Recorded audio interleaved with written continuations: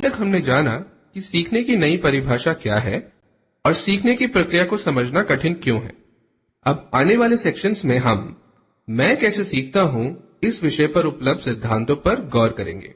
ये ज्ञान हमें इस प्रक्रिया से जुड़ी गलत अवधारणाएं, जैसे गधे का बच्चा गधा होता है, को हटाने में तो मदद करेगा ही, साथ ही हमें पढ़ाने के तरीके पर पुनः विचार करने के लिए प्रेरित भी करेगा। चलिए इसकी शुरुआत उस सिद्धांत से करते हैं जो अपने समय में मनोवैज्ञानिकों में काफी लोकप्रिय था। इसे व्यवहारवाद या फिर बिहेवियरिज्म कहा जाता है।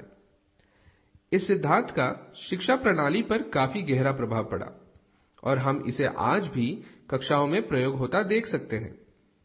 लेकिन अब मनोवैज्ञानिक इसे सीखने की प्रक्रिया को समझने का एक पिछड़ा हुआ दृष्टिकोण मानते हैं।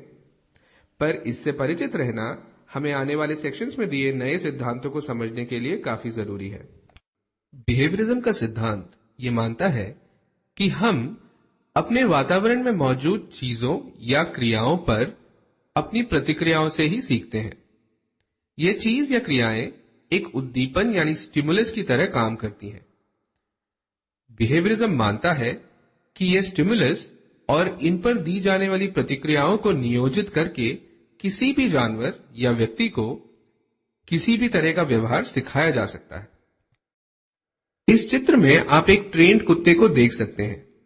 यहां देखिए, जब मालिक अपना हाथ उठाता है तो कुत्ता अपने आप पीछे हो जाता है, और जब मालिक बिस्कुट उठाता है तो उसके मुंह में पानी आ जाता है और वो अपने आप मालिक की तरफ आगे बढ़ा चला आता है।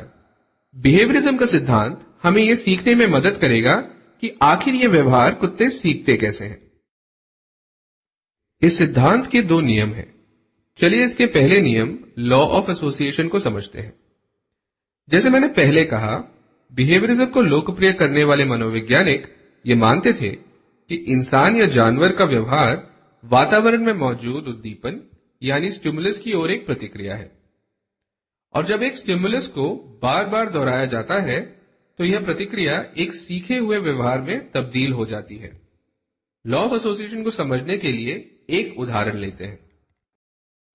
जब एक कुत्ते के मुंह में बिस्कुट जाता है तो उसके मुंह में पानी आता है।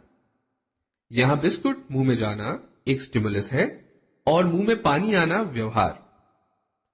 अब अगर कई बार बिस्कुट मुंह में जाना, जिसे हम स्टिमुलस 1 कह सकते हैं, और बिस्कुट का मालिक के हाथ में दिखना, जिसे हम स्टिमुलस 2 कहते हैं, एक साथ जुड़ जाते हैं तो कुत्ते को दोनों स्टिमुलस एसोसिएटेड या फिर जुड़े हुए दिखते हैं। फलस्वरूप हाथ में बिस्कुट दिखते ही कुत्ते के मुंह में पानी आ जाता है। यही लॉ ऑफ एसोसिएशन है। जब दो उद्दीपन यानी स्टिमुलस एक प्रतिक्रिया स्वरूप व्यवहार का निर्माण करते हैं तो वो लॉ ऑफ एसोसिएशन है। यह बिहेवियरिज्म या व्यवहारवाद का पहला नियम है। यह कहता है कि बच्चे भी वातावरण में मौजूद अलग अलग स्टिमुलस को जोड़कर व्यवहार का निर्माण कर सकते हैं। अगर एक बच्चे को पहले पीटा गया है तो हर बार जब शिक्षक का हाथ उठता है तो वो डरकर पीछे हो जाता है। इस उदाहरण में हाथ का उठना या छड़ी का तन पर लगना दोनों ही स्टिमुलस जुड़ गए हैं, और दोनों में से किसी की भी मौजूदगी में बच्चा पीछे होना सीख जाता है। ध्यान से देखें तो यहां मार पड़ना और दर्द होना जुड़ी हुई प्रक्रियाएं हैं, और मार और दर्द का संबंध स्पष्ट है। पर मनोवैज्ञानिकों का यह मानना है कि ऐसा हमेशा जरूरी नहीं है। ऐसे भी दो स्टिमुलस एसोसिएट हो सकते हैं जिनका संबंध स्पष्ट ना हो, जैसे स्कूल बस की आवाज सुनते ही बच्चे के पेट में दर्द होना। यह बिल्कुल संभव है, और लॉ ऑफ एसोसिएशन इस प्रकार की प्रतिक्रियाओं और स्टिमुलस को भी समझने में मदद करता है। पर लॉ ऑफ एसोसिएशन उस जमाने में भी बच्चों के व्यवहार से जुड़े कठिन सवालों का जवाब नहीं दे पाया। इस वजह से बिहेवियरिज्म के सिद्धांत का दूसरा नियम लॉ ऑफ इफेक्ट की स्थापना हुई। इफेक्ट यानी प्रभाव। यह नियम व्यवहार पर सजा या इनाम के प्रभाव पर रोशनी डालता है। अगर आप कुत्ते के ट्रेनर को गौर से देखें तो आप देखेंगे कि जब भी कुत्ता कोई ऐसा व्यवहार करता है जैसे कि छलांग लगाना, तो ट्रेनर उसे एक बिस्कुट खिलाता है, और जब ट्रेनर ये बार बार करता है तो कुत्ता छलांग लगाना सीख जाता है और बिना बिस्कुट के भी यह कर पाता है। यह लॉ ऑफ इफेक्ट है। इस उदाहरण में हमने देखा इनाम यानी बिस्कुट का प्रभाव व्यवहार यानी छलांग लगाने पर कैसे पड़ा। ठीक इसी तरह जब ट्रेनर कुत्ते को गलत व्यवहार जैसे काटने पर थप्पड़ मारता है, तो ट्रेनर के थप्पड़ के डर से वो ना काटने का व्यवहार अपना लेता है। यह भी लॉ ऑफ इफेक्ट है। तो बिहेवियरिज्म का दूसरा नियम लॉ ऑफ इफेक्ट बताता है कि इनाम देने पर बच्चे सही व्यवहार सीख लेते हैं और सजा देने पर गलत व्यवहार ना करना भी सीख लेते हैं।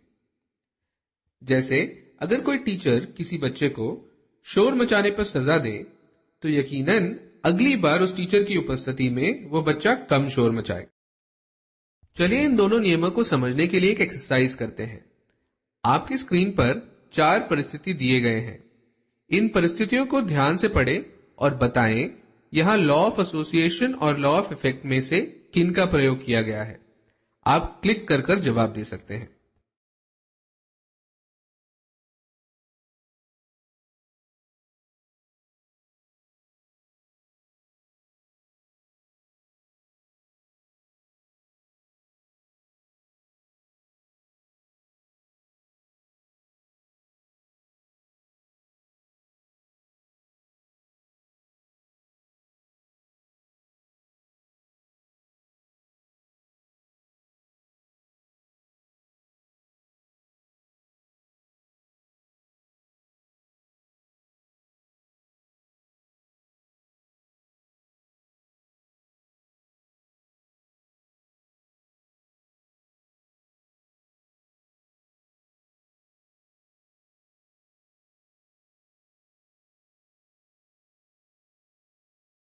काफी समय तक बिहेवियरिज्म की लोकप्रियता बरकरार रही, पर पिछले कई सालों में इसकी कमजोरियां उभर कर आने लगी। आज इन्हें प्रगतिशील नहीं माना जाता। लॉ ऑफ एसोसिएशन और लॉ ऑफ इफेक्ट को बिना सोचे समझे कक्षा में प्रयोग करना बच्चों पर नुकसानदेह असर डाल सकता है और कई बार इस नुकसान का असर काफी देर बाद दिखाई देता है और इन्हें सुलझाना मुश्किल हो जाता है। एक टीचर के लिए गोल्ड स्टार या ब्लैक मार्क देना आसान विकल्प हो सकते हैं। टीचर यह भी सोच सकता है कि बच्चों को समझने की क्या जरूरत है जब वो सजा के डर से चुप बैठे हैं और इनाम के लालच में ज्यादा मेहनत कर रहे हैं। पर आज अधिकांश मनोवैज्ञानिक इस सिद्धांत के प्रयोग से जुड़े नकारात्मक परिणामों की निंदा करते हैं और इसे सीखने सिखाने में ना प्रयोग करने की राय देते हैं। हाँ, जानवरों को सिखाने के लिए आज भी इन सिद्धांतों का प्रयोग किया जाता है। इन नकारात्मक परिणामों को समझने के लिए एक परिस्थिति पर गौर करते हैं। एक बच्चा है जो टीचर की मदद करने के लिए टीचर के आने से पहले ब्लैक बोर्ड को बिल्कुल साफ कर देता है। टीचर इस बच्चे से बहुत खुश है और उसका प्रोत्साहन करने के लिए उसे टेस्ट में 5 नंबर एक्स्ट्रा देती है। अब देखने में तो इस परिस्थिति में 5 नंबर का इनाम टीचर की मदद करने का व्यवहार बनाता है और लगता है कि बच्चे पर कोई नकारात्मक प्रभाव नहीं पड़ रहा। पर यह बिल्कुल संभव है कि बच्चा यह सीख जाए कि इनाम मिलने पर ही या फिर इनाम के अवसर पर ही दूसरों की मदद करनी चाहिए। तो हम देख सकते हैं बिहेवियरिज्म का प्रयोग बच्चों पर गलत प्रभाव डाल सकता है। पर सबसे बड़ी कमी इस सिद्धांत की यह है कि यह इंसान के दिमाग के अंदर ध्यान, सोच, यादें, विचार कैसे बनते हैं इस पर रोशनी बिल्कुल नहीं डालता। आने वाले सेक्शंस में हम उस सिद्धांत से परिचित होंगे जिसे आज मनोवैज्ञानिक प्रगतिशील मानते हैं। ये बच्चे कैसे सीखते हैं के बारे में हमारी इस खोज को और करीब ले जाएगा।